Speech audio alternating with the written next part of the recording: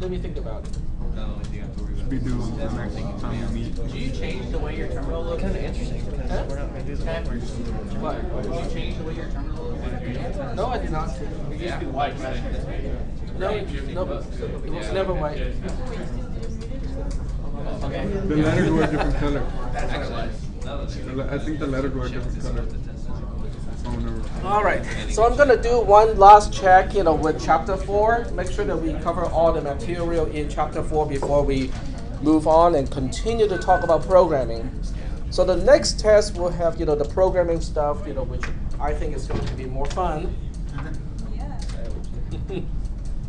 So this is probably, hopefully, one of the last times we'll refer to this book. I don't think we're going to be done yet because we will talk about systems analysis, and the book, probably has better material on that particular topic. So we'll still refer to the book from time to time, but we will cover the programming part using Scratch. So instead of using flowcharts and pseudocode, we'll be using Scratch instead. Okay. All right. So we talked about file management already. Now it's time to move on to section E, which is backup security. I think it really means, backing up and security as two separate topics. I don't think it is, one single topic. Or, well, let's go ahead and find out. How many people do regular backups of your computer? Very good. Have you guys lost a hard drive before? yes. Yeah, see, that's why. I've lost 2 hard drives before. Okay, but then some people have lost multiple hard drives and still not do any backups. So, It's not even losing the data, it's losing the programs. it's also losing time. Yeah. Even if you can restore everything, reinstall everything, and you don't lose any important data, it still takes a lot of time. We're actually using this backup program right now that we use.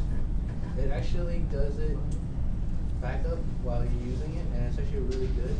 And even if you shut down the computer all of a sudden, when you boot it back up, it'll restart exactly where it is. That is pretty good. And programs, if it gets deleted, it will re-back it up like you never got deleted. That's pretty good. Most backup programs, especially disk imagers, will require you to reboot the code back system. in, Yeah. Yeah, but this one you don't. It's like, oh, nice. That is very nice. I have never seen a program like that. All right, so let's go ahead and talk about the basics. Do I really need to make backups? Well, the question is, what kind of stuff do you have installed on your computer? Programs. Okay. So what is important to you? Your game profiles, right? All the points, all the levels that you have achieved, all the settings. All the friends that you have made online, I don't care about them. They still exist. All I care about is the amount of time it's going to take me to reinstall Steam and Diablo 3 and all that crap. Diablo 3 is online.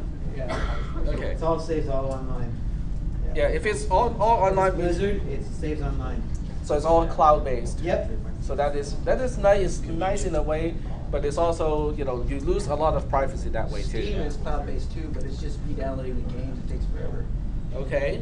What about your homework? When you're not gaming, that 5% of your time, That's when all you're not cloud-based now gaming. too. Hmm? That's all cloud-based now. That's all cloud-based too. Very good. Now, how about what happens when your hard drive crashes? What do you think is going to happen? I'm going to get a hammer. I'm going to office space my hard drive. But seriously, if you lose your hard drive, how can you even access your online resources? Let's say you do all your English paper using Google Documents or Google Drive. Use your phone. You can use your phone, but your phone is a little bit small on the screen size, and also the keyboard is You can not still the do best. it though. I did my essay on my iPod last time.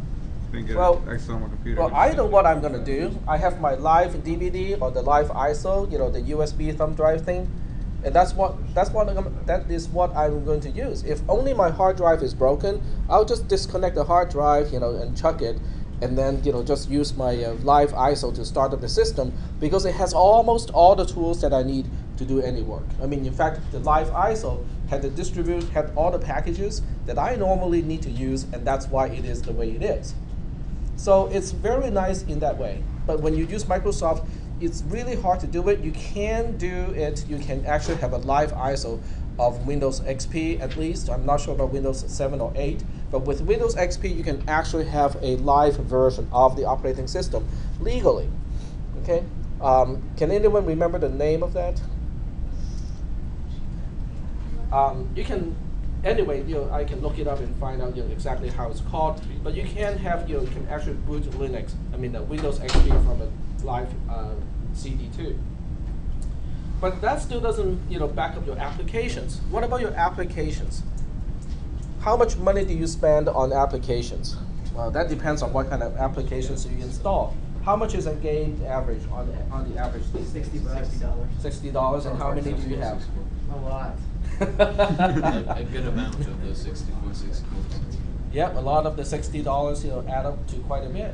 For those of you who are more serious and you actually work using a computer, you have to pay for Microsoft Office. You have to pay for Adobe CS, the Creative Suite products. How much is Creative Suite? Which version? The CS6, the current one? Well, the 5.5 extended for like what you would need to do web developing and stuff. It's $1,200. $1,200 for $1,200. So CS6, the web design group, is probably about the same. Okay. Okay, thanks. Thanks for letting her catch up. Yeah, but $1,200, that's more expensive than most computers these days. The hardware of a computer is no longer, the problem because, how much do you pay for a new PC?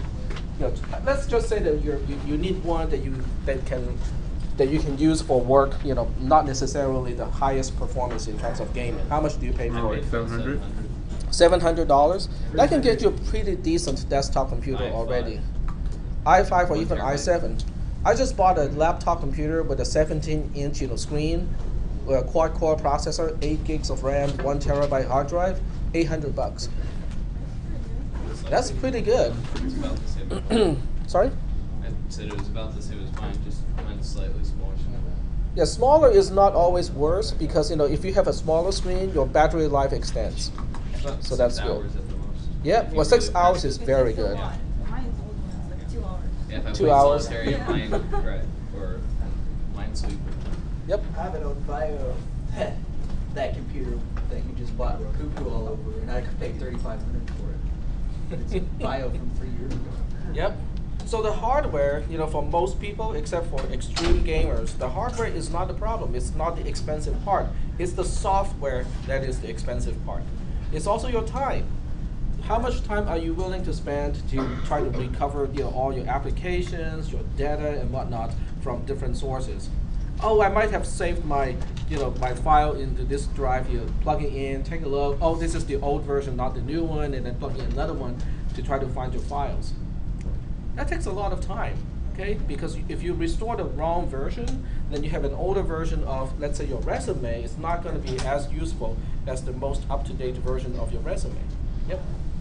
I rebuilt my girlfriend's computer about a year ago, and she plays about as many games as I do, and it took us 8 hours to recover her entire computer Yep.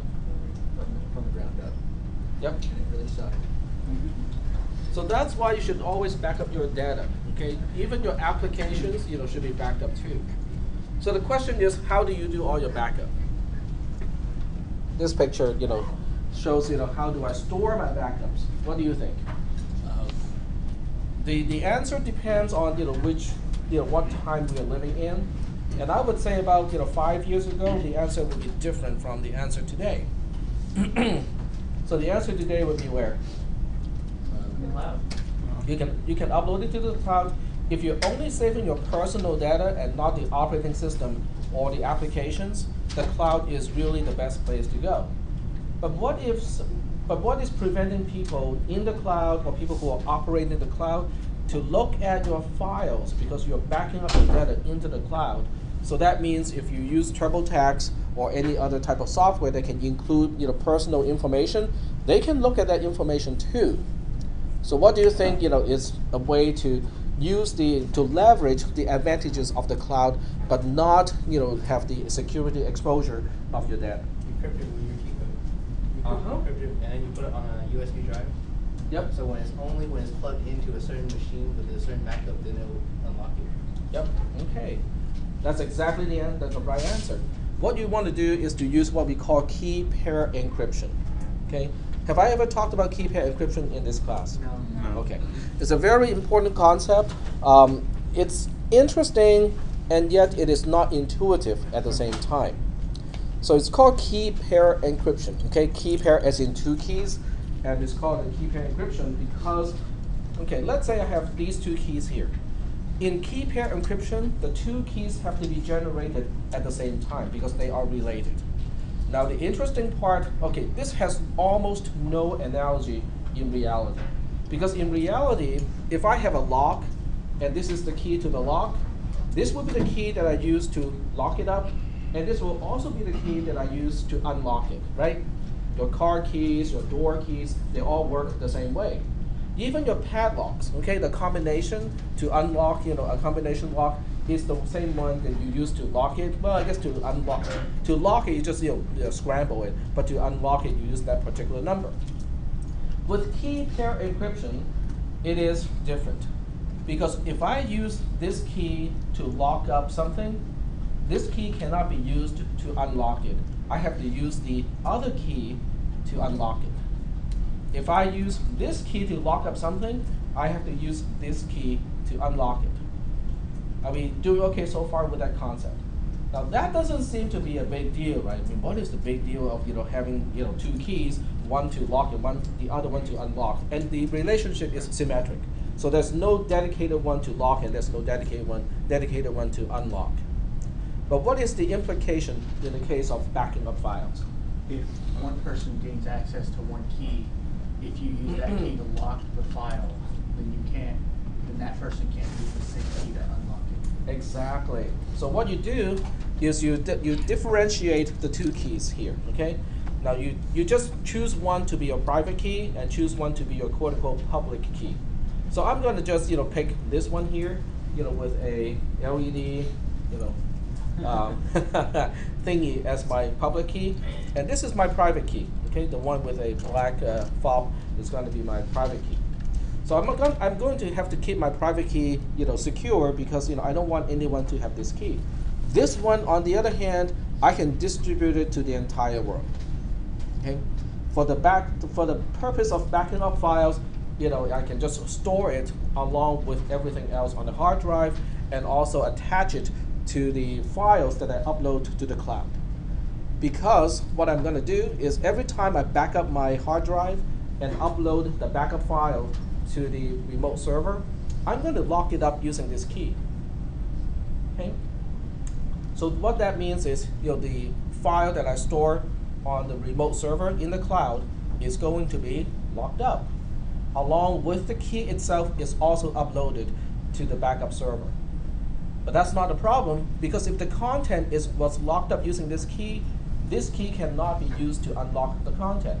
Anyone with only access to this key cannot see the actual content of my backup files. Is that making any sense? Okay. So let's just say that unfortunately one day my hard drive died, okay? And I had to restore the operating system and the applications, and I can talk about that, how to do it or what other ways we can use to do it. But my only concern about security and privacy would be the files that I have stored in the cloud. So what do? Is I go onto the cloud, download the backup file, okay, and then making sure that my computer does not have internet access. Then I bring out my private key. I bring out my private key, and then I unlock all the files that I re-downloaded from the cloud and restore those files on the computer. So in other words, I don't want to keep this particular key on the same hard drive that I'm restoring to, that I'm backing up. I want to keep it on a USB thumb drive so that normally it is not even connected to the system. So that if a hacker ever gets into the system, the worst they can do is to get the files and also the public key, but not my private key. Are we doing okay so far with the concept? Now there are many types of software that can already include encryption, especially for backing up. Another problem with online backup is how long is it going to take to back up all your files. It all depends on your internet connection speed, right? So how fast do you think we can make a connection these days? It depends on how much you pay and whether AT&T is the only provider around your area. iOS. That really hurt. Or Comcast. Pray that Verizon's nearby. Sorry? I said pray that Verizon's nearby. Well, I have Sure West, so I'm kind of lucky. Yeah. So with Sure West, It's got fiber optics.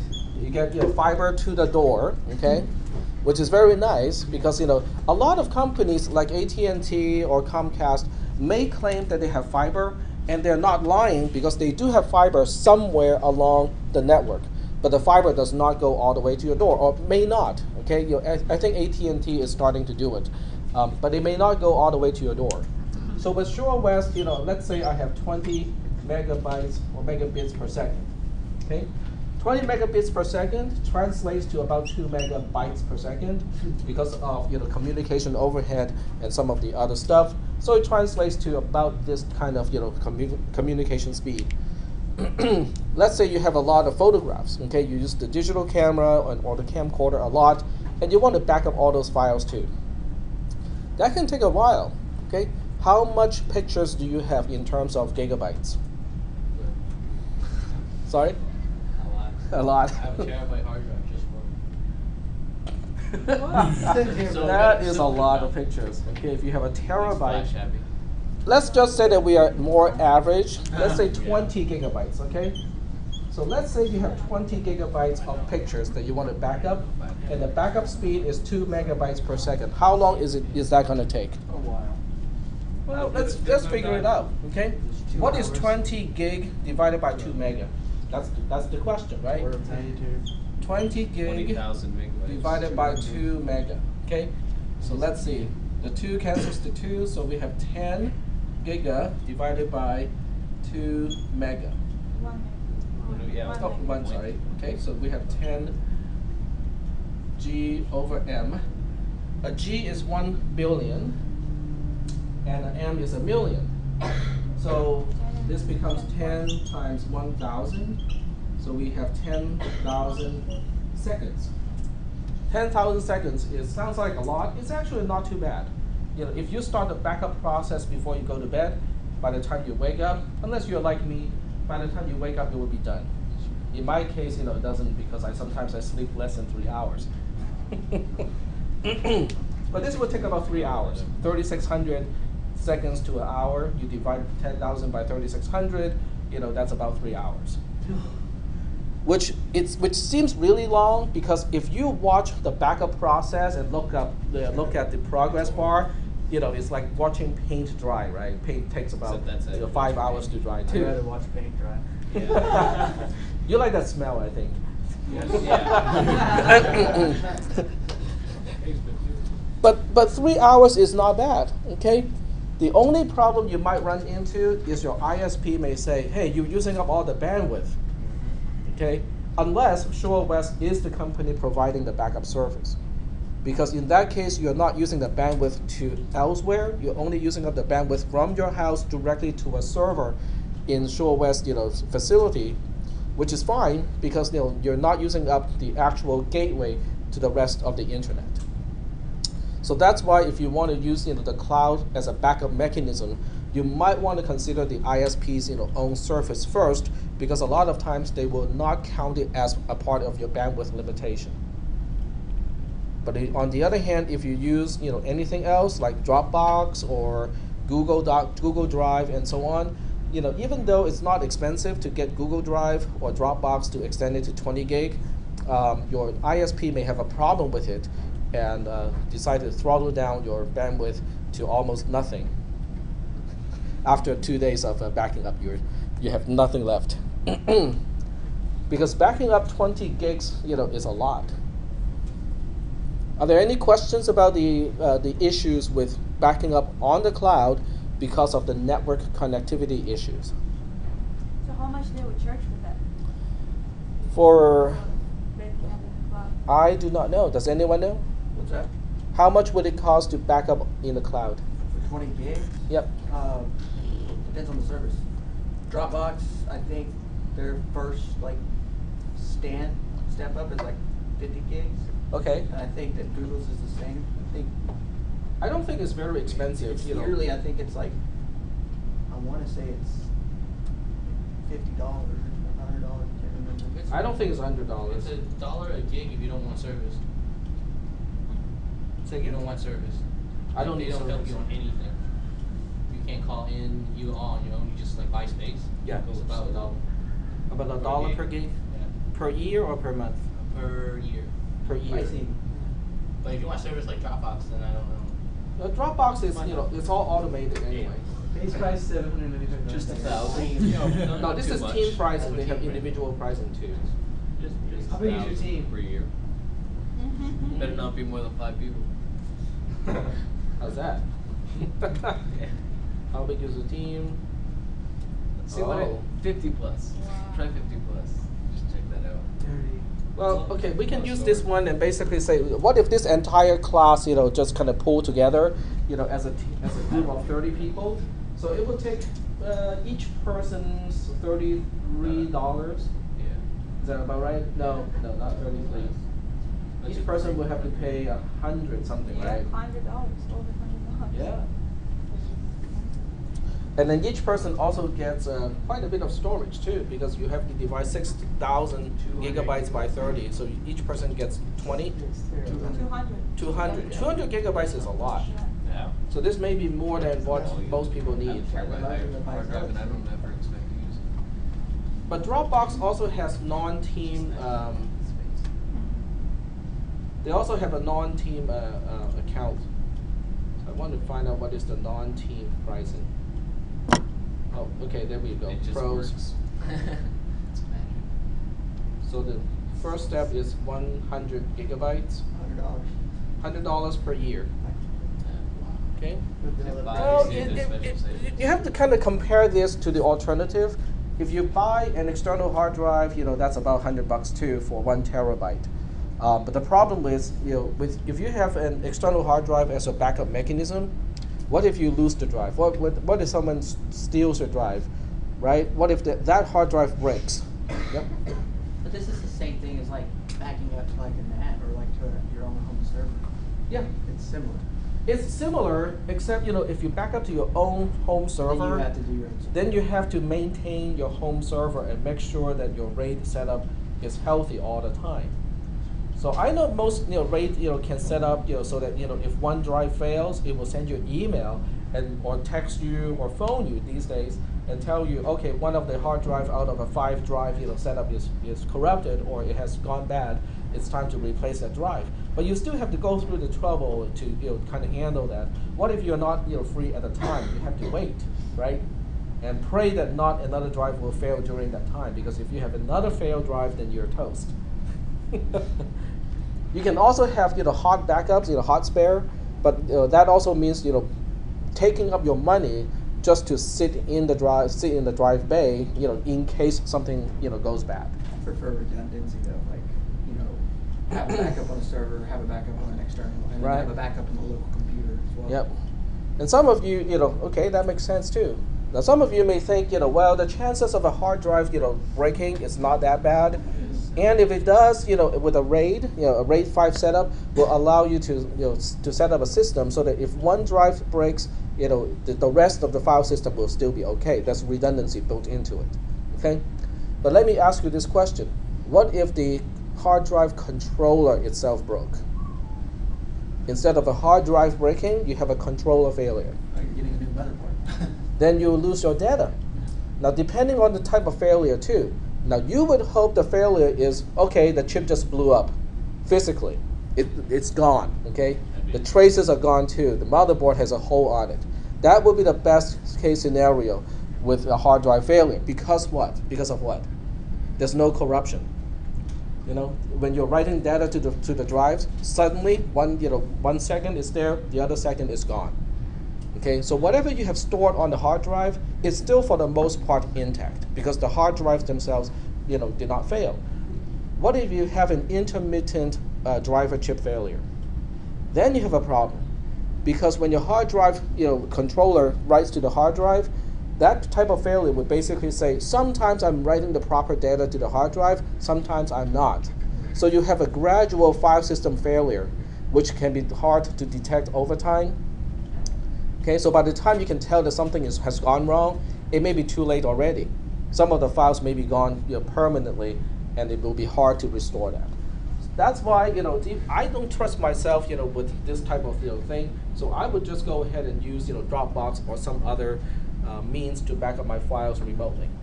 The only thing is you want to make sure the files are all encrypted before it is uploaded, so that Dropbox or the operator of the backup site cannot look at your data and say, oh, this is a tax return from last year, da da da da. That would be bad. Is that making any sense? Yep, go ahead. Interestingly, there's this project going on. I can't remember who's doing it, but they're going around and they're crawling basically the social networking sites and sites like Dropbox and stuff, and seeing what people are uploading from what location they're uploading it from. Mm-hmm. And so then on a web page, like all the personal information is removed, and it just shows you like what people are doing on the internet at any given time. Mm-hmm. Security is a big deal now. Security is a big deal because there are more hackers now, and a lot of hackers are not really going after personal data anymore. They're going after corporate data or government data. The U.S. Air Forces and almost all the armed forces branches are constantly under attack by other countries and other organizations. Sorry? There's an entire department in each branch. Yes, specifically yes. for- Every branch of the armed forces has its own cyber, countering team, and I think there's one central one to coordinate all the armed forces ones too. Yep. And even so, I think we are still behind the curve a little bit. They're constantly being challenged. How quickly they can respond to threats like that. All right. Well, here's the next question. Do you really want to upload 20 gigabytes every night just to back up your system? This is called a complete backup. Okay, you're backing up everything every single night. Is there a better way to do it? Yeah. You could upload the updated folders. It's called an incremental backup. In other words, only the changed files will be uploaded. So you have to set up your system or backup software to do that if you want to just upload maybe 1 or 2 gigabytes a night, because that's all that you're changing, or that's all that you're adding to the file system.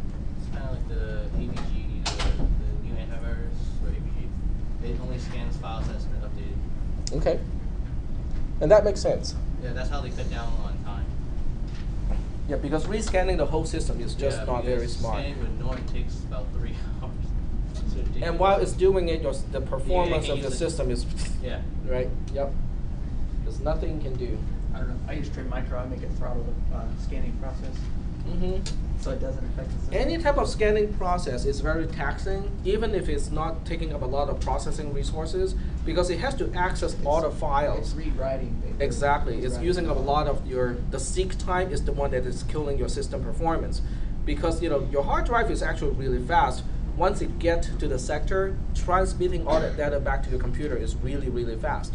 We are talking about 3 gigabytes per second, which is really fast. Or 6 if you have a saving. But all that is going to waste, because if your hard drive has to seek, which means it has to go from one track to the next, the average seek time is still 8 to 10 milliseconds, which is a very long time when it comes to operations in the computer. We're talking about mechanical drives in this. We're talking about mechanical drives. Yep. I don't think you can afford a 1 terabyte solid state hard drive yet. But if I could, Yeah, but those things have their own problems too. talking about $2,000. Okay, what data files should I back up? Well, as a general rule in Windows, what you do is you just back up all the user data files. Just go to c:\users and just back up everything there. So that would include all your caches, your bookmarks, all your documents, music files, bitmaps, images, and stuff like that. If you have 7, it will do it for you automatically. In fact, it'll bitch at you until you fix it, actually. It'll be like, set up backup. Next time you log on, set up backup. Why haven't you set up backup? You Yep. suck. Why do you ignore me? Why are you Because ignoring I me? don't like you. Because I have other ways to back up. We don't know. Any questions about backing up your hard drive? No questions? Synchronization means you're synchronizing the content between two devices. What do we? It can be used to synchronize. In terms of backup. What are some of the other times you want to do synchronization? Browser, like internet browser, user data settings and stuff like that, like Chrome does. Mm-hmm. Like with your bookmarks and settings. So that means with a Dropbox it can do it too. Dropbox can install an application where if you upload a file or if you change the files from one computer, the changes will be mirrored to the local hard drive of another computer, of all the other computers that are hooked up to the same account. So Dropbox can also do the synchronization thing, which is really handy because each computer actually has its own local copy of those files. So even if you lose internet connection after the synchronization, you still have the latest version of the files on that computer. Any other questions? Well, I like this topic. What about restoring the entire computer? So let me just read the text here. Suppose your computer's hard drive fails and you have to replace it. Once you have installed a new blank hard drive, you can insert the Mac OS setup CD, or in the PC case, Vista or Windows 7 or 8, and select the time machine. In this case, I think this one is unique to Mac OS 10 to restore the operating system, programs, preferences, and data file that existed at the time of the last time machine backup. All right. So how do we do this with other types of machines? Let's say you don't have a Mac, so you don't have time machine. So what do you do? System restore. Sorry? Windows is system restore. Windows has system restore, but you still have to reinstall Windows first to get the system restore, and then you can get the file from system restore. Just put the disk in. No. But this is okay. You put the installation disk. Yes. When was the last time you actually got an installation disk when you bought a computer? Well, I make sure I get one. Actually, you get But it. a lot of people don't. Yeah. Go ahead. Sorry. You still do Hmm? on your computer. On new computers, you don't get a CD. Unless you bought it from a separate company. If you buy a Dell or a Lenovo or an HP, they don't give you a disk sometimes. They just give you a spare partition that has the rescue part of your operating system. Because Which is really risky because if your hard drive goes, so does that partition. So one way one thing you can do is to at least back up that partition. Okay, I have to tell you a story because this is a real story, and it tells you several things, and you can decide which part is actually important to you. I know a mechanic. He used to be one of my students in my programming classes, and he operates an auto shop, for car repair and stuff like that. Not body shop, actually repairing the engine, transmission, and stuff like that. You would think that with an auto shop like that, there's nothing that would be interesting to students of this class, right? They would have wrenches, big tools, screwdrivers, special heavy-duty tool for lifting the engine, transmission, jacks, lifts, and so on and so forth. Well, they have all that, but they also have 20+ notebook computers. Okay, can anyone imagine why an auto shop, repair shop, has 20+ computers, and they are just as essential as the lifts? Diagnostics. For diagnostics, exactly. Well, but one computer surely is more than enough, right? I mean, why 20+ computers? Their network.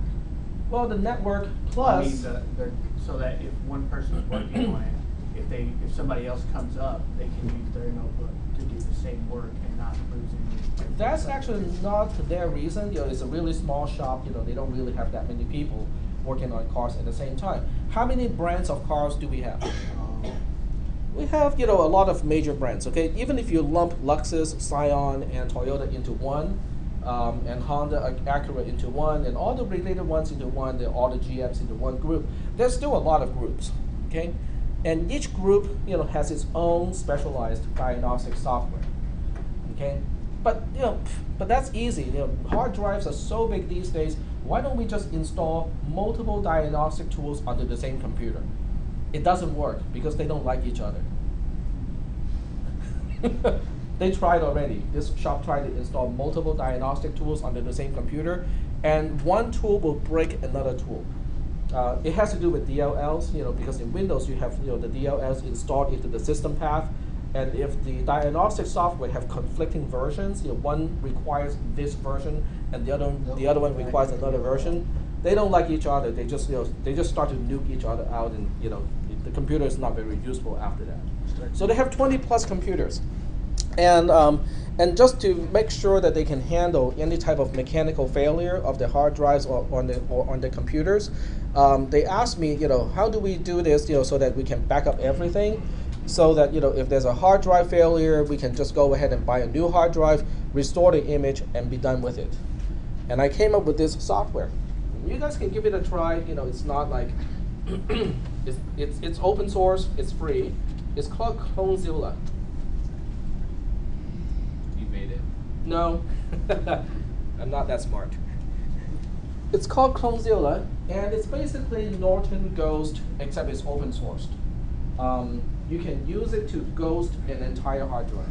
Now, when I talk about ghosting an entire hard drive, it means copying the content of a hard drive bit for bit.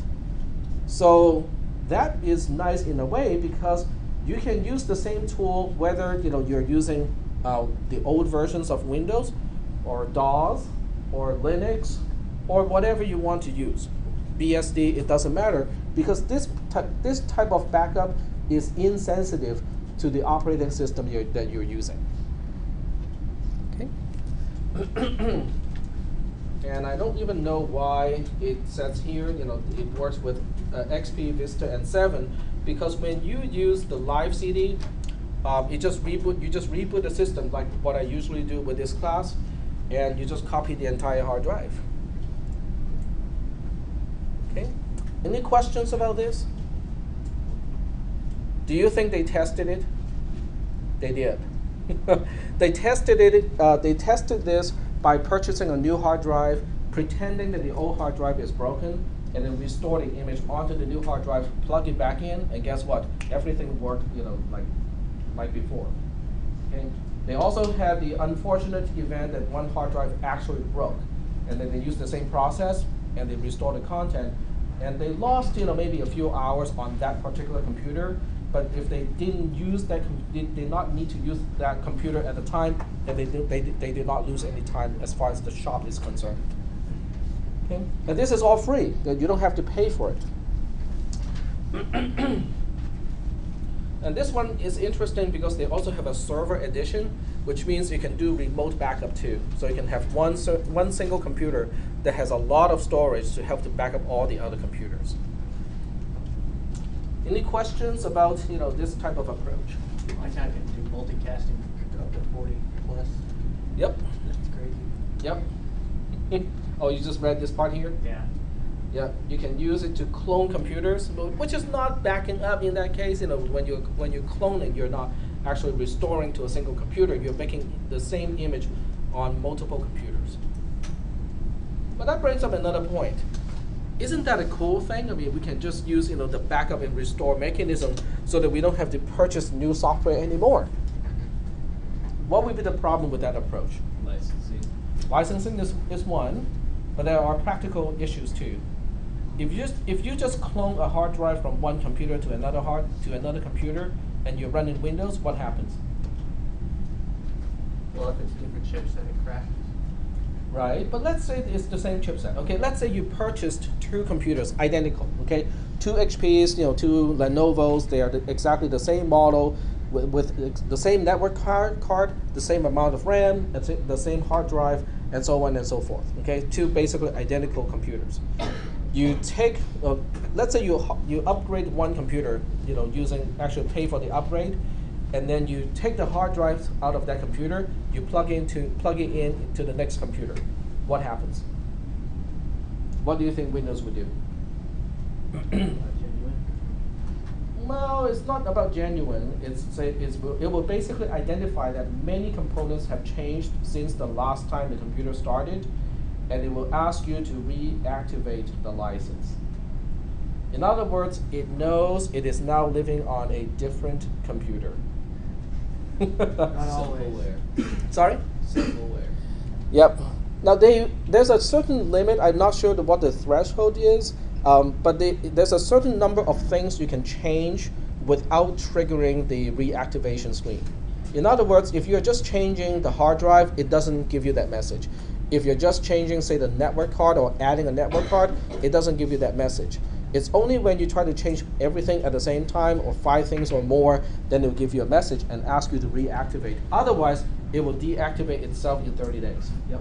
Well, the big one is if, like, for instance, say you have like a 1155 socket motherboard, so you can use like an i7, i3, or an i5 Intel processor in it. Mm-hmm. If you go from an i7 to an i5, Windows will throw that up immediately. Like, it won't crash, but it'll say, hey, this is a totally different computer, because it's compiling for a different processor at this point. So. Kind of.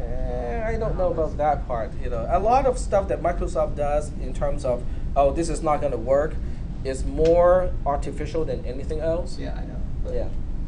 Okay. What about Linux? How do you back up an entire hard drive in Linux? So I have a 16 gig compact flash card here. Okay. And let's go to the system prompt here and see what kind of system we have. So we have, okay, we have a file system. This is not the one I want to look at. Home, install, system. Okay. All right, so this is a Windows partition, I think. Looks like a Windows partition to me. It's, you know, the dollar recycle.bin, you know, that's a, you know, it's an indication that this is an NTFS partition. And I can also just right click and find out what it is. Go to properties, and then oh, it doesn't tell me. Fine. Oops. Okay, right here it tells me this is a, it still doesn't tell me what kind of system it is. But I know it's a hard drive, you know, on the first hard drive. Okay, if I want to back this up, I just want to show you how easy it is to back up an entire drive, you know, like ghosting. The command is called dd. You specify the input device to be SDA1 if you want to back up one single partition. If you want to back up the entire drive, you specify the entire drive. And then OF specifies where do you want to store it. If I just want to store the entire hard drive image as a single file, I can just say, you know, backup file.bin and press the enter key. Well, you know, I can make this go faster by setting the block size to 4 kilobytes. That's all. One single command in Linux can back up an entire drive. It's really cool. Because in Windows you have to buy this software and, you know, do all sorts of things, you know, but in Linux, you know, it's just one single command to ghost an entire drive. Are there any questions? Yep. No. Okay. you can bring up the hard drive manager though in Linux to see what file system's on the drive. Yeah, I should be able to, but it doesn't show here. Fdisk will tell me. Oops.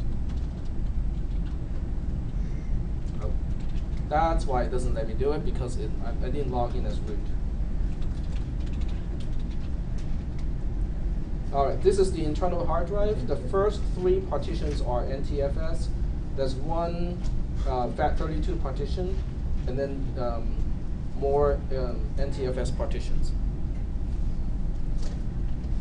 I just have to remind myself not to do anything stupid, because this is bypassing all the protection mechanism.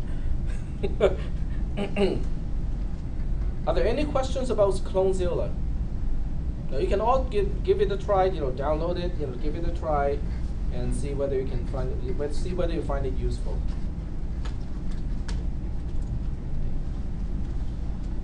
Windows Backup.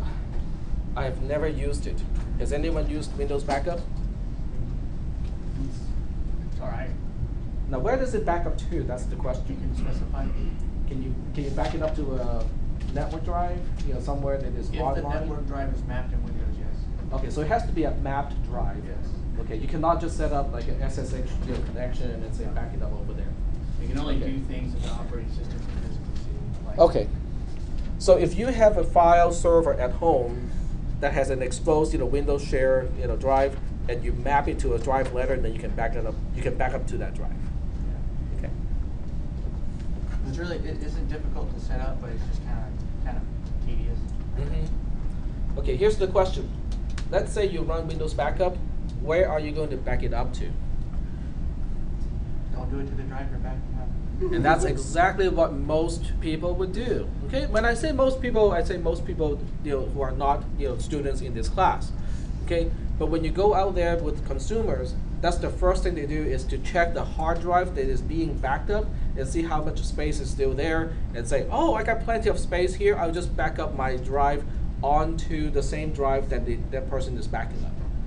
Okay, what is the problem with this approach? If the hard drive breaks, then you lose all the information. Exactly. Now it does serve one purpose. Okay, the one purpose that it does serve is what if a file is corrupted, or you just want to restore the content of an older version of a file. It will still serve that purpose. Okay, but as far as what happens when the drive goes bad, is not going to be very helpful. How often do you think hard drives go bad? How do we evaluate that? When you buy a hard drive, how can you tell how long the hard drive is going to last before it starts to fail? continue PBF as a drive. Mean time between failure. Okay, so the MTBF is what you need to look at. Now, when you look at the MTBF of any hard drive, it's a huge number. Okay, it's an insanely huge number. But that number is based on what kind of environment? Test environment. What is a test environment? It's typically a set temperature around 20-21 degrees, 1 atm in terms of air pressure, humidity maybe 50% or so. In other words, it's a very controlled type of setting. What is the setting inside your laptop computer? Hot as hell. Especially one of the older Dell's computers. Hot as hell. Yep, exactly. It is hot as hell from the perspective of a hard drive, because it will start to fail. Have I ever talked to you guys about how one of my Dell computers killed like 3 hard drives once a year? You had the old Inspiron? Yeah, the Inspiron 8100. Yep. It's even predictable. That's the really sad part. Is it's predictable. It kills 1 drive a year. It's almost like in the good old days. They had human sacrifice at certain times of the year. I have another ceremony. It's a hard drive sacrifice.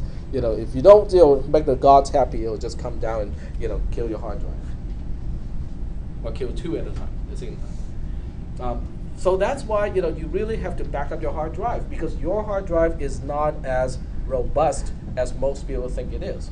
I can give you another story. Okay. Not too long ago, as in last semester, I'm still running the Moodle server, as a little desktop case under my desk.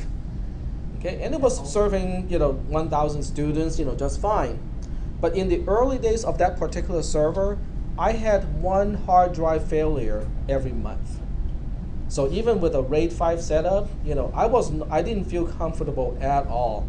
I would be running on 2 out of 3 hard drives, a lot of times, even though I kept changing the hard drives.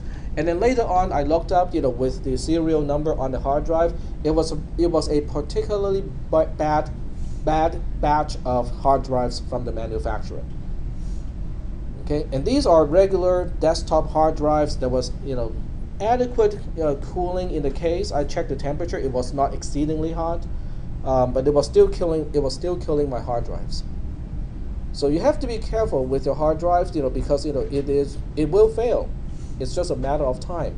Sometimes it will never fail during its useful lifespan. In other words, it gets obsoleted before it fails.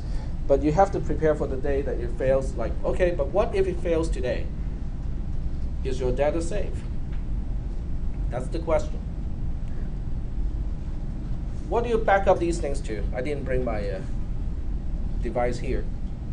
So for most people, let's say you don't want to pay $100 per year at Dropbox and use up all your network bandwidth, because somebody in the household always wanted to play some video game online, and backing up the entire hard drive during that time, it just gives you too much lag time, right?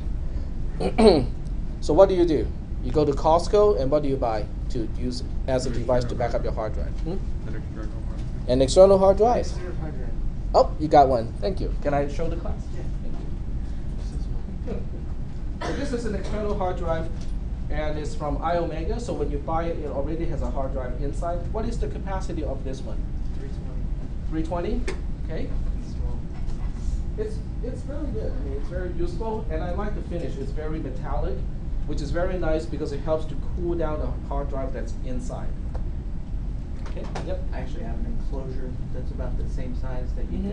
can say your drive. You can buy just the enclosure and then buy your own hard drive to turn it into your own external hard drive. There's only one issue with using an external hard drive like this, is what if the hard drive you're trying to back up is like 2 terabytes? They don't make tiny drives like that at 2 terabytes yet. No, they're like this big. Then you have to buy a setup. Sorry? I have one. It's 2 terabytes. Big. Okay, it's not a portable one. No, You need your own power supply for just the drive, That's right? your Yeah. definition of portable. Actually, I had one from Hitachi. That I'm not condoning this. However, if you want to get a 2 terabyte drive for cheaper, then you would buy just a metallic drive. Buy Mhm. one that is like portable and break the case open and put it in your computer. But anyways, I had one that didn't require an external power source. It drew all its power from the USB, but it was a green drive, so it was only 5900 RPM, which you don't really need much for a backup drive anyways. I'm trying to look up something here. Let's see. Yeah, that's what I was thinking.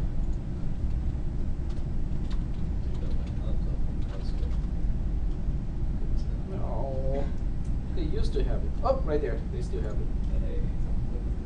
But no, maybe not this one. 4 terabyte. hard drive. No, they have one that is that's fire that can survive like a certain kind of a fire, or it will survive a certain amount of time in the case of a fire. IO safe maybe. Disaster proof. That's it. It's a disaster proof hard drive, 3 terabyte in terms of capacity, and read this part here. 1550 Fahrenheit. Holy crap. Yep. So only for half an That's all the hour stuff because inside of it. heat will get in eventually. It's just a matter of time.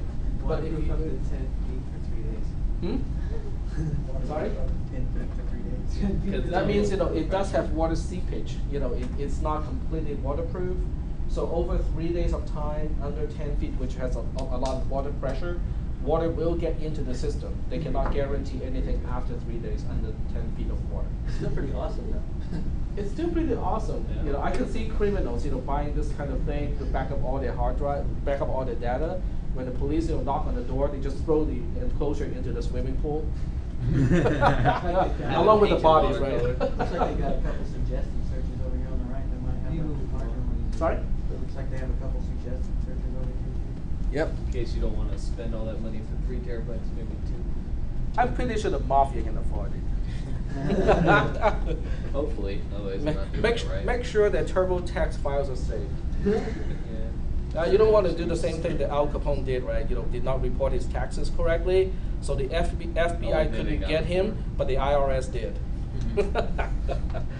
Which is, to him, I guess it's more torturing to be, handled by the IRS department and not the FBI. It's like, oh, you know what? We're not going to put you into jail, but we'll take everything that you have.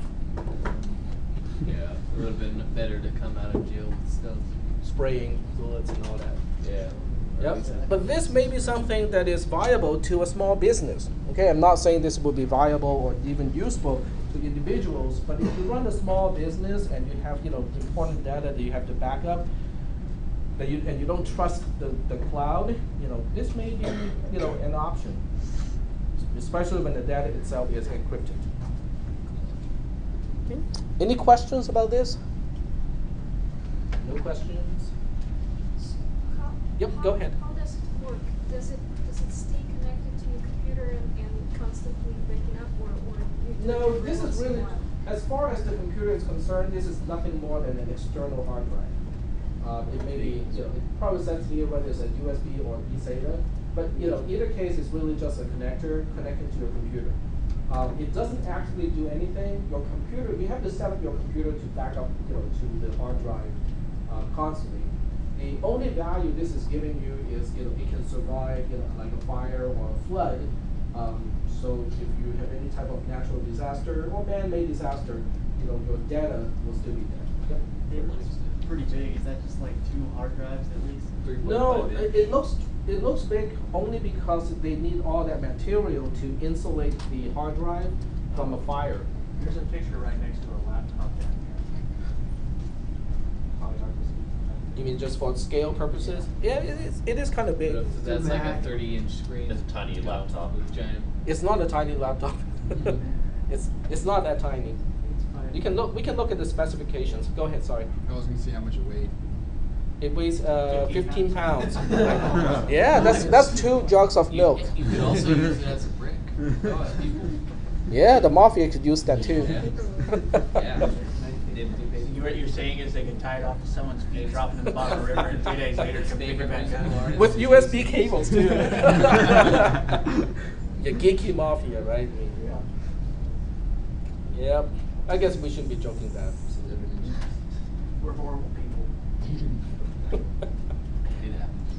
Well, it has a lot of reviews, and most people rate it really good. I don't know how many people actually expose it to the kind of harm that it's supposed to withstand. It's a small business. So this one is a small business. This one hooks it up to a Mac to back up stuff. You can read the rest. I mean, this is the best part about the internet is I can just point you to a place. You only have to remember Costco and IOSafe, and then you can look it up yourself. Okay. Any questions at this point? No questions? Now, there are ways that you don't have to buy anything and still have all the tools that you need in order to back up your files, with encryption and stuff like that. So what I'll do now is to kind of show you several of those components. One component is called GPG, which stands for the GNU Privacy Guard. This is basically a keypad encryption engine, for the lack of a better word. In other words, GPG itself is a command line program. It's not really that easy to use. You have to remember all the options and whatnot. I'm pretty sure you can get a GUI on top of this, so you can actually do encryption and all the other stuff. But this is the core of encryption. So on top of this, we have another piece of software called Unison, and that's open source. And Unison is a file synchronizer. In other words, you give it 2 systems, okay, 2 file systems. And it will make sure that, if this file is updated here, it will be updated over here as well, and vice versa, okay? So there's no such thing as a master-slave relationship here. It is, peer-to-peer. If you update either one, it will try to update the other one when you run the software. If you update 2 files on 2 different, if you update the same file on both systems at the same time and it's conflicting, the software will actually flag you and say, okay, we have a conflict here. The same file is modified on both systems, and it has no way to resolve, which way to copy, and will just flag you and let you decide how to copy the file in that case. So it's not going to do anything, stupid, and it's really fast. I use this, to back up a lot of systems. It's really fast. It scans through the whole system for changes, and then whatever is changed, it will only synchronize those files. The best part of Unison is you can specify the systems as an internal hard drive, external hard drive. But you can also set it up so that it is internal hard drive versus external storage using SSH and many other ways to hook up to a cloud storage. So it does have a lot of interesting properties, with Unison. The SSH property particularly is helpful because SSH is encrypted, which means when you back up or synchronize your internal hard drive with your cloud storage, no one along the way can actually see your data.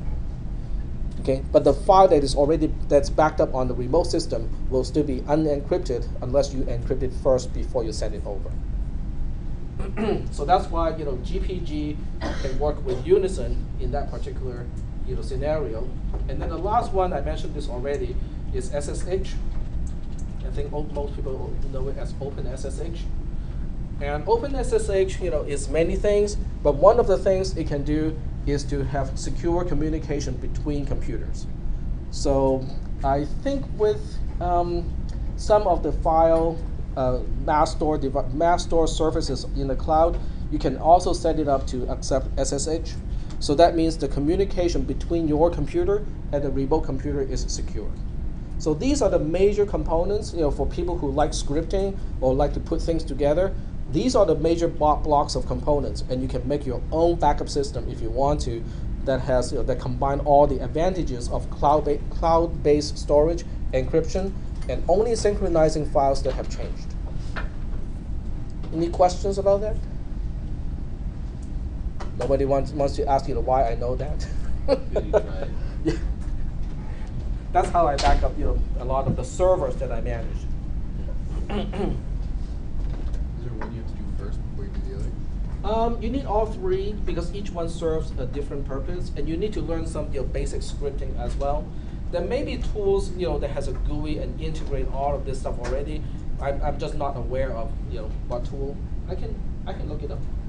So I can look up Unison, SSH, and GPG, and see if any tool already has all that stuff set up. Doesn't look like it, because it would appear at the first part here.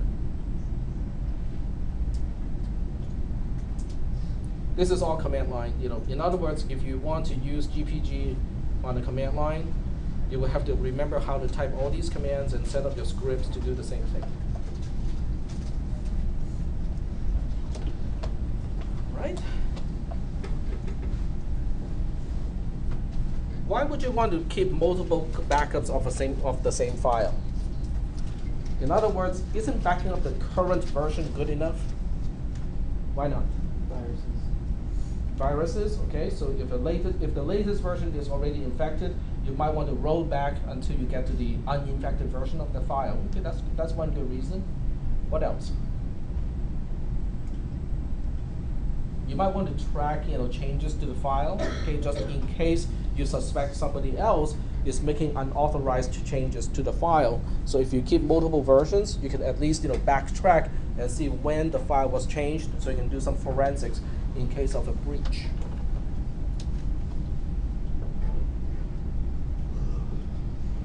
How do I avoid backing up files that contain viruses? What do you think?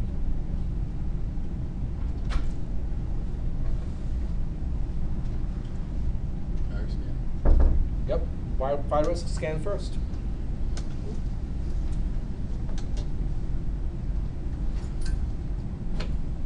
You guys know what is a recovery disk?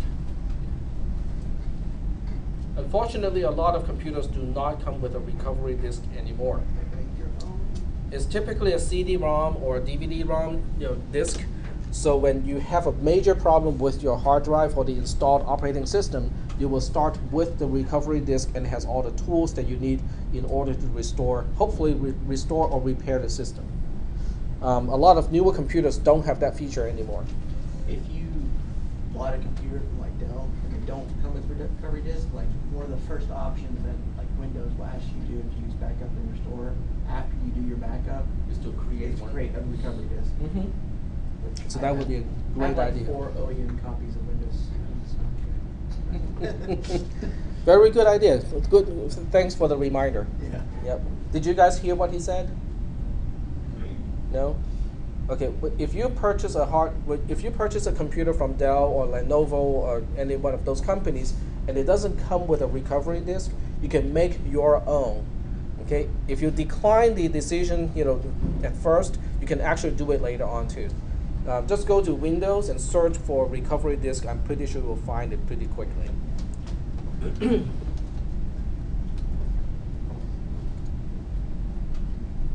And that's basically what they're talking about here.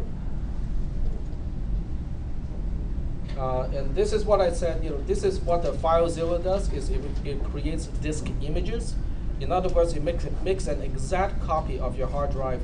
So the nice thing about this is it is just plug and play, okay? If you use this kind of software and you back up your entire hard drive, not to a file, but to another device of the same or greater capacity, if anything happens to your actual hard drive, you just take the replacement hard drive, swap it in, and you're done. And that's why it is nice, because it is just a drop-in. What about your operating system? What about your application? What about your data? It's all there. Okay, so this particular way of backing up has a lot of advantages. The disadvantage is it takes a long time, because you're backing up in the entire drive. Let's see how long it's going to take. So let's do some calculations here. So let's say you have a 1 terabyte hard drive, which by today's standard is not really all that big. And you have SATA, or using eSATA as an external hard drive to back it up. eSATA guarantees the maximum transfer rate is 3 gigabits per second. That's the slower version of SATA. That's actually even a slower one, but this is the common one these days. But this is not actual, okay? In other words, what can you really expect out of your hard drive when you're backing up? That's the question. What do you think? Any guesses? Probably like something. I'm guessing about half. It's usually about half, half is about right, okay? So you get about 150 megabytes per second. Okay? So what is 1 tera, which is 1 trillion, divided by 150 million? If you're saying half, wouldn't it be 1.5 giga, not 150 megabytes? Yeah, but I did the translation into bytes too. So it's about, sorry? It'll be 1,500 megabits per second. But you can see that this is a lowercase b, this is an uppercase b. So I did a conversion from bit into byte, because the capacity of the drive is in bytes already. So I'm just converting everything to bytes. So what is 1 tera divided by 150 mega? Okay, well, let's do it like this. So this is 1,000 giga divided by 150 mega. These two cancel out, become 1,000. So we are talking about, this cancels out to, let's say, 6. Okay? So we are talking about 6,000 seconds, which is not too bad. 2 hours. That sounds too fast to me. Gives more time than that. It sounds too fast. I think it's because this is not a valid assumption. I think it's slower than half the speed of the controller itself. Yep. That's about right. Do you think so? Well, from real world use, like I have SATA 2 hard drives, so they're 6 gigabits per second. So when I do a backup, it actually takes about an hour, maybe hour and 15 minutes to do a full 2 terabyte hard drive. That's not bad at all. Yeah. So In other words, if you automate this process, every time, you set it up, so it will start this process, let's say at 1 a.m. every night. And this can be automated, by the way. You can't automate this whole thing. So every night at 1 a.m., you can just re-image your entire hard drive. In case of any type of hard drive failure, the worst you can lose is up to 1 day's worth of work, which is a lot better than losing everything. And remember, this approach does not require you to download everything back from the cloud or to restore everything manually. You just take the replacement hard drive and put it back into the system, restart the whole system, and you're good to go. So it's a very attractive solution for people who do not want to spend the time to do all the restoring and just want a plug-and-play solution. Okay? And there may be nothing to plug and play either, because if you have a desktop like this, how many hard drives do you think will fit in a desktop case like the one that I have here? 3 or 4 easily. This is actually a pretty big mid-sized case. You can fit 4 or 5 drives. In other words, you can keep the backup drive internal to your computer case. So when you start up the system, you go to the BIOS, and you tell it which drive you want to start with. So assuming the other drive is not taking the system down, you don't have to disconnect it. You don't even have to open up the case and say, okay, let's just switch to the replacement hard drive in the same case, and you're done. Yep. Seems like, because my motherboard supports 10, Mm-hmm. so in my case, it can go 12. With 10, you have you need a power supply to be hefty enough to, because that's a How lot. hefty would you say? Yep. Plus Plus, if you have 10, it depends on how many actual channels there are, because sometimes it's just multiplexing out of one channel, so you may not be getting this kind of speed for every channel. The Sabertooth motherboards from Asus have 3 different controllers Mhm. for them, so it's basically 4 of the hard drives are on one controller, and then you've got 2 on a different controller and 2 on another, so Okay. 3 channels, 4 of the hard drives. Yeah, it would be slow on the 4 that are on the one controller, but the other 2 would be relatively quick. Okay. Cool. $300. So we are moving on to virtual machines. Virtual machines are very interesting. We may not have enough time to finish this topic today, but this is a very, very interesting topic. I think you guys still remember the Game Boy. Thanks for the Game Boy that you brought along. Remember, early in the semester, I kind of showed you guys, talked about, emulation, virtual machines. Why do you think that topic relates to backing up and, having your system secure? Because it's easy to back up a virtual machine. You can even run a virtual machine remotely. Okay? What do you think I mean by that? Running a virtual machine remotely. It's running it from a non-physical location. You can run it off of a server out of in the middle Of somewhere. Exactly. And you can do it with Amazon. You can do it with many other places now. So let me draw a picture of what that really means. Okay. Okay. So on this side we have, let's say, I'm just picking Amazon as an example. Okay. They're not the only place offering this kind of service. So Amazon has not a single computer, not a single server, but they have an entire server farm, to provide their services. Okay. And they have, they actually have robots to help replace, hard drives. Okay, can you imagine all the computers they have, with all the hard drives that can fail? They don't have a person, going to say, oh, okay, this hard drive has failed, swap in another good one. They have robots to do it. So the whole place is fully automated. Okay, so this is Amazon, and let's say you have a virtual machine. You buy some space and you buy some processing resources, and you're running, let's say, Windows 7 here as a virtual machine. In other words, physically, your virtual machine is running inside the Amazon server farm. And here is the internet. And here you are on the other side with a netbook. Okay. Now this picture is kind of interesting because let's say your netbook is running Linux. Okay. And and you can't even install anything on it. Let's say it's Chrome OS. Okay, so you can't really install anything on top of the software that's already there. So how can you make use of your Windows 7 installation that is in the cloud? Well, this is a virtual machine, right? So what you do is you make a connection through the cloud to here, and there are many mechanisms here that can help you with this. I think one is called VNC, Virtual Network Computing. Okay, that's one protocol that will allow you to operate a remote computer from inside another computer. And the operating system does not even matter. You can have Linux here, you can have Mac, OS 10, you can have BSD, you can have Windows. It doesn't matter what operating system you're using, as long as you have a VNC client installed on this side, you can now use the remote Windows 7 machine that is being run on the Amazon side. But why bother with this approach? I mean, why not just install Windows 7 over here and be done with it? What do you think?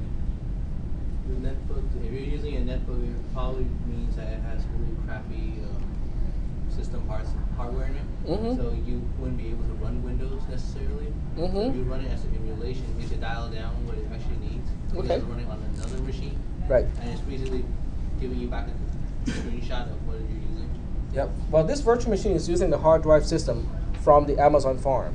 It's using the RAM from the Amazon farm. It's also using the processors from the Amazon farm. Okay?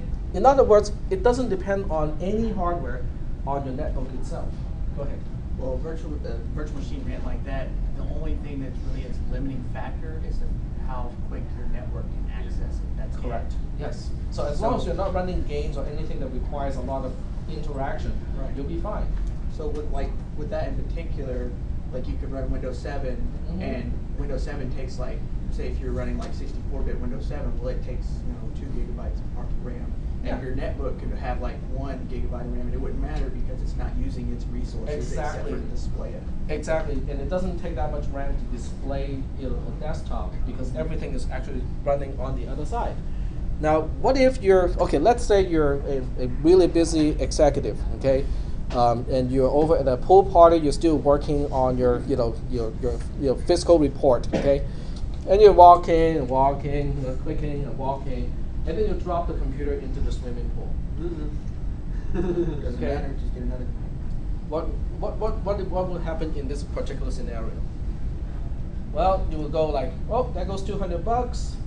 You go to the back of your car, you pull up another netbook just like the same.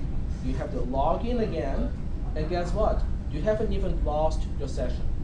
In other words, the last entry that you put into your Excel spreadsheet will still be sitting there prompting you blinking on the screen.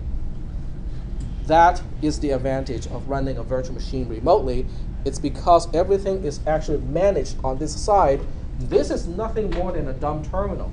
Okay?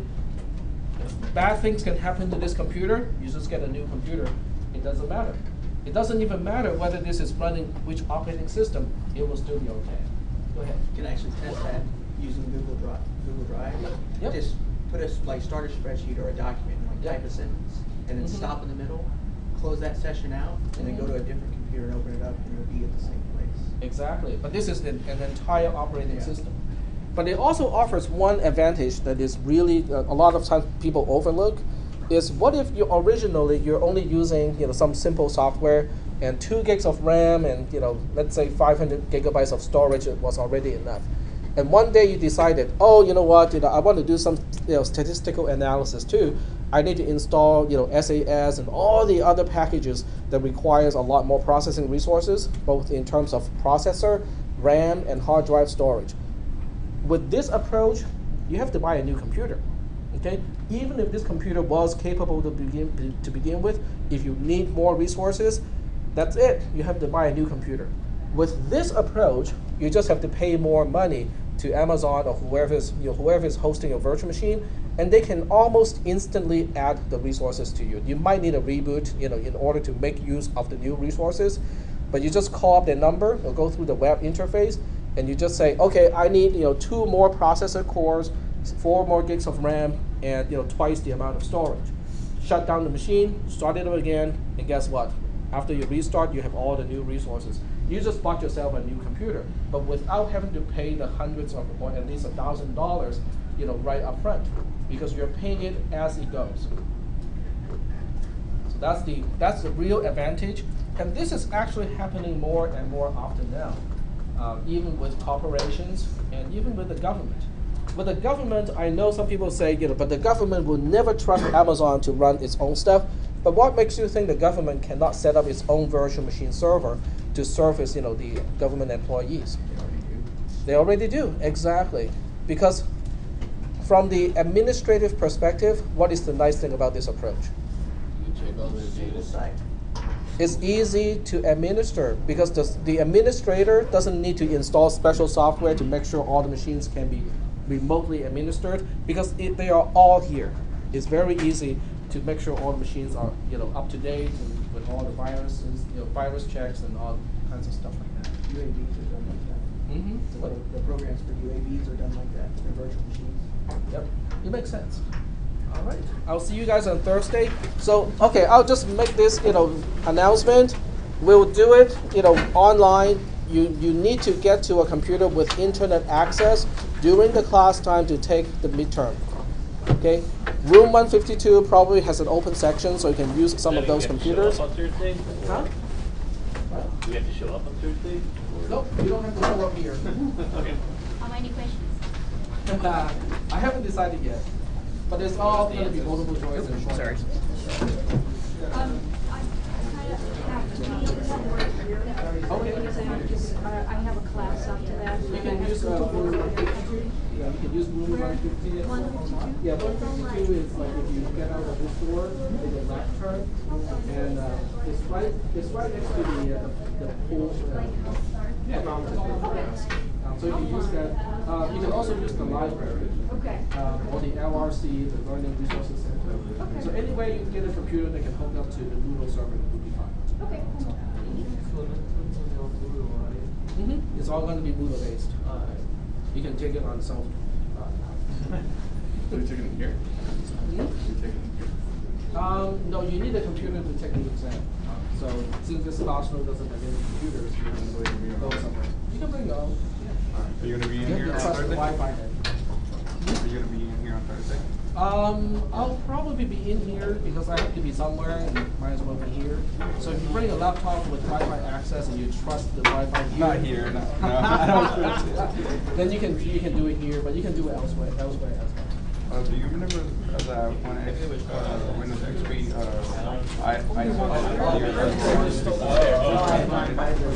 Oh, it's called, I think it's P. I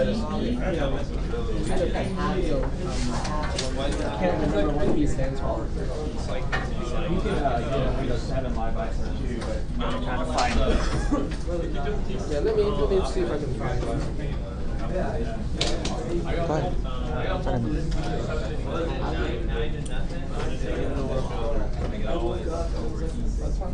Pre-installed environment. That's it. That's the name. Yeah, so look up Windows pre-installed environment, and there.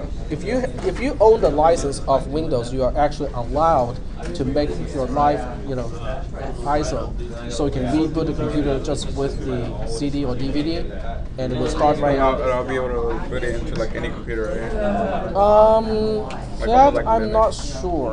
That I'm not sure. I think it does check certain things to make sure it only runs on the computer that it's made from. Okay, so there are limitations as to what it can do.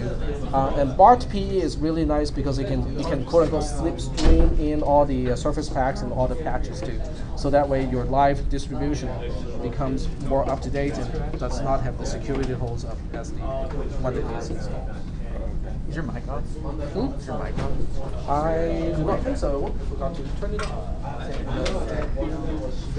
off.